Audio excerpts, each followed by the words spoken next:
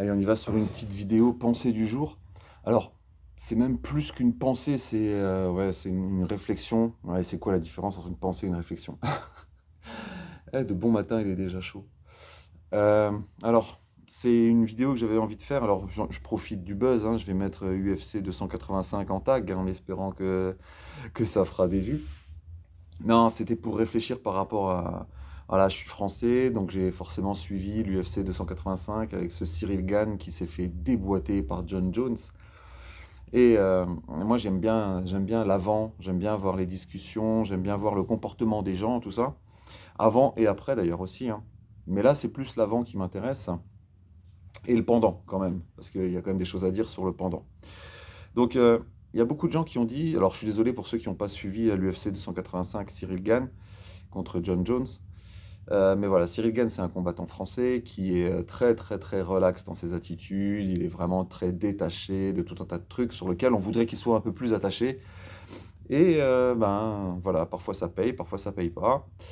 Ce qu'il y a, c'est que ça crée des confusions dans la tête de certaines personnes. Il y a des personnes qui disent ouais, Gane c'est bien, il est super humble. Ok, l'humilité. L'humilité, c'est important, hein. L'humilité, c'est savoir son juste niveau en fait. C'est pas de la fausse modestie, hein, l'humilité. L'humilité, c'est de savoir quelle est sa place et de savoir y rester. Donc quand on dit que Cyril Gane est quelqu'un d'humble, c'est juste qu'il se survend pas. Alors attention après, forcément, hein, il y a des gens qui vont pas être d'accord avec ce que je viens de dire, mais disons que ça, c'est sûr qu'on peut le dire pendant un moment. Il n'est pas du genre à dire du mal des autres, il n'est pas du genre à se vanter, justement, il est humble, mais ça ne veut pas dire qu'il travaille pas, hein. Enfin, ça je sais pas parce que je suis pas au MMA Factory, mais euh, l'humilité, c'est savoir rester à sa place et connaître sa juste valeur et exprimer sa juste valeur. Faut pas confondre avec de la fausse modestie. Après, il y a des gens qui ont dit, ouais, on sent, il a pas confiance en fait, il n'est pas assez confiant. Ah, faut pas confondre l'humilité et la confiance en soi. La confiance en soi, c'est la croyance en ma capacité à mobiliser mes compétences. Vous pouvez la repasser si vous voulez. Donc, il a confiance. Il avait confiance en son pied-point.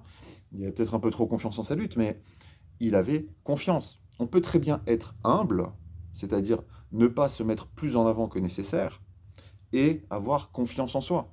Avoir la croyance forte que je peux mobiliser mes compétences au moment où il faudra le faire et que j'ai des compétences. Et après, il y a des gens qui ont dit, quand Gann il a commencé à dire ah, je vais le finir, je vais le tracher, je vais le coucher, machin. Il y a des gens qui ont commencé à dire ah, ça y est, maintenant, il entre dans le game. Ben, il est un peu obligé, hein.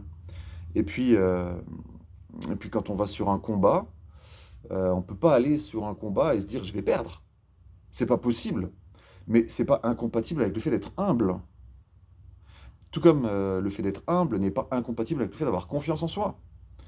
C'est, c'est normal d'aller sur quelque chose, sur quoi que ce soit. Là, on parle du combat, mais si maintenant vous passez un entretien d'embauche et que vous vous dites, bah, de toute façon, je ne l'aurai pas, bah, ça ne sert à rien d'aller à l'entretien d'embauche.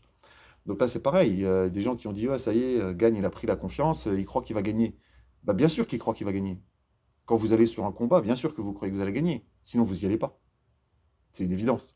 Et c'est pas une question d'avoir pris la grosse tête, d'arrêter d'être humble. Non, on peut très bien être humble et avoir confiance en soi et avoir envie de réussir ce qu'on entreprend. Sinon, vous êtes un malade mental en fait. Surtout si vous montez dans la cage de l'UFC. Si vous allez dans la cage de l'UFC en disant je vais me prendre une branlée, n'y allez pas. N'y allez pas.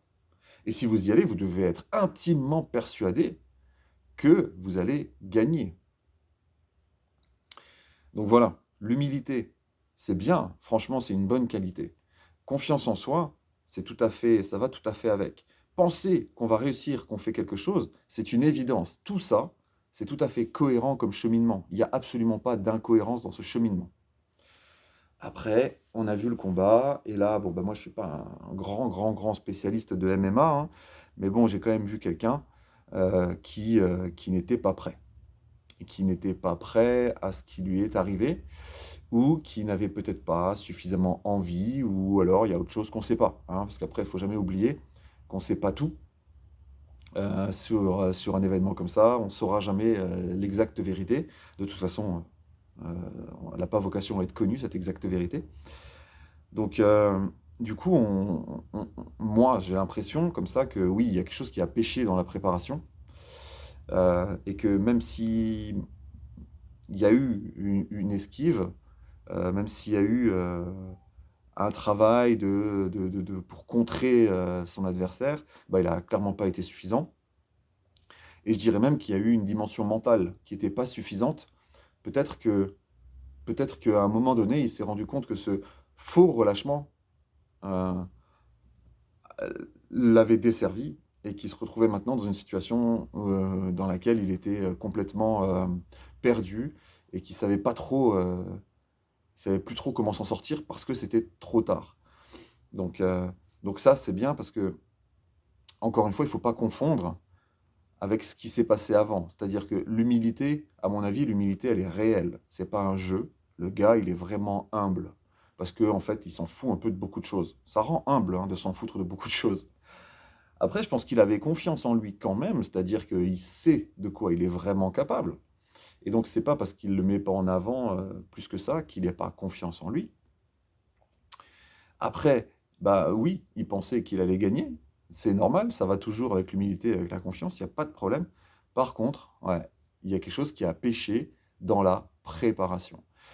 C'est pas parce que j'ai des compétences que je vais forcément réussir à mettre en œuvre le tout si quelqu'un en face a d'autres compétences. Ça paraît logique. Donc, dans cet état-là, il y a tous ces états, toutes ces étapes à voir. Est-ce que je suis vraiment humble ou est-ce que c'est de la fausse modestie ou au contraire est-ce que c'est de l'arrogance qui n'est basée sur rien? Je peux être vraiment humble et avoir confiance en moi.